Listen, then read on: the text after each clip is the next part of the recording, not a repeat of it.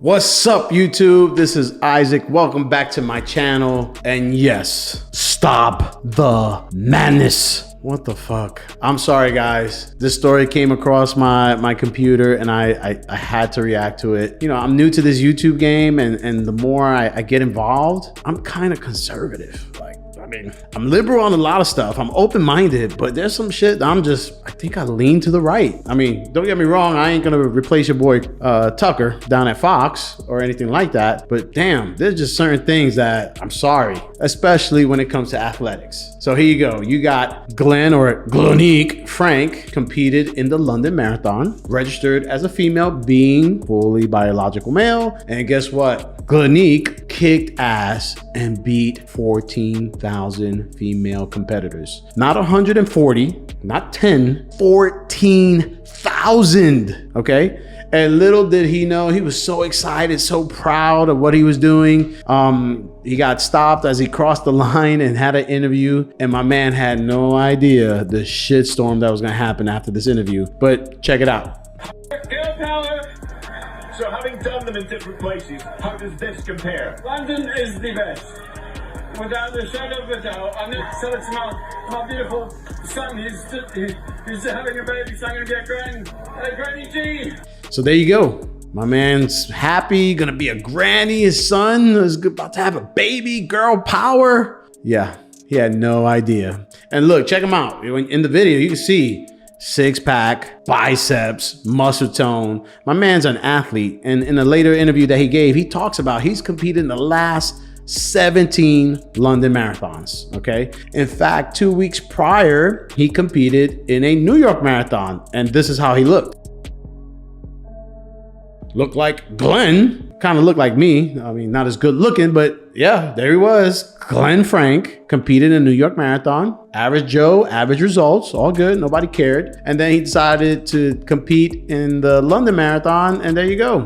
Defeats or comes ahead of 14,000. Do you realize how big a number that is? 14,000 competitors. And it just is absolutely ridiculous. It's the thing. How far do we have to take this? I mean, this wasn't a professional event, like a professional team sport. It wasn't a collegiate event, but it brings up the topic. Like, how far back do we need to go before we say, hey, if you're a biological male, you compete against biological males? Like, do we little league? I mean, if you have a 10-year-old girl playing girls basketball and you have a 10-year-old boy that says, I believe I'm a female, Jazz shows up, okay, wants to play against the girls, you know, it doesn't matter if he's good or bad. I mean, I want my daughter to compete against other females. What if Jazz would have been a good, 5'9", 5'10", athletic as hell? And yeah, it makes no sense, right? Because he's a boy, male, for unfair advantage. But the question, how far back do we take that? Do you take that to the 10-year-old level? Do you make hardline rules, right? But this story is a little bit different than your traditional male,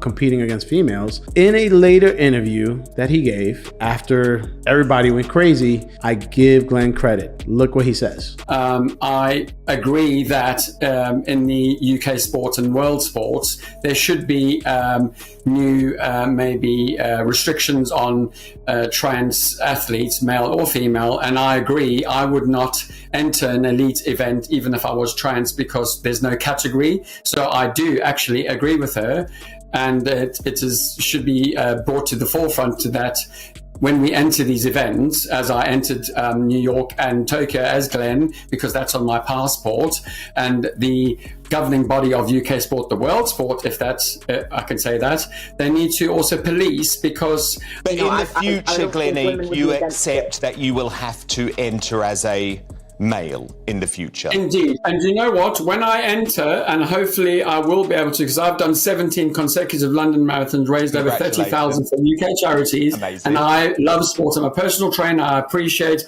all athletes and I just love it. I just watch it all the time. But I will now, when I enter London, it's going to say gender, male or female. I'm going to take male, because I don't want to cause what I've caused. I feel so sad now, upset I know. Well, look, I 14,000 really, people. really appreciate you coming on tonight. It was an important thing to do. I think you've put your case well, and I'm sure Amelia appreciates it too. So thank you so much to. There you have it. It sounds like my man just had some common sense. He says, the next time I compete, I will register as a male because I recognize I am a male. Even if I identify as a female, even if I fully transition, I will register as a male because it's unfair. I don't want to cause any problems. It's unfair to the female competitors. I don't want any of these issues. I don't want to take away from these athletes.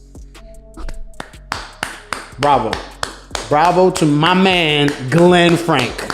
All right. That made perfect sense. And that's all, I think that's all it takes. A little common sense. Common sense. You compete against your biological sex. That's it. If they want to make a trans category for the 3 trans athletes in, every sport, then go for it. But I mean, at the end of the day, the numbers are just not there. Okay. But if it's little league, college, high school, junior high school, come on. Okay. And another thing, this registration process, Glenn talks about, hey, which to his credit, he points it out. He said, hey, I walked up, got the registration form, and there was nothing on the registration form that said anything about competing against males or not, or transgender. I signed up as a female. I turned in my sheet and they let me go on my way. And I'm like, damn, who the fuck was signing this guy up? I mean, you see the registration and it says Glenique, and you say, hey, Glenique, how are you? And it's like, good, thank you. It's like, does it not make you think or ask any questions? Minimum wage employee just there to finish a Saturday and didn't really give a shit. But it just makes you wonder,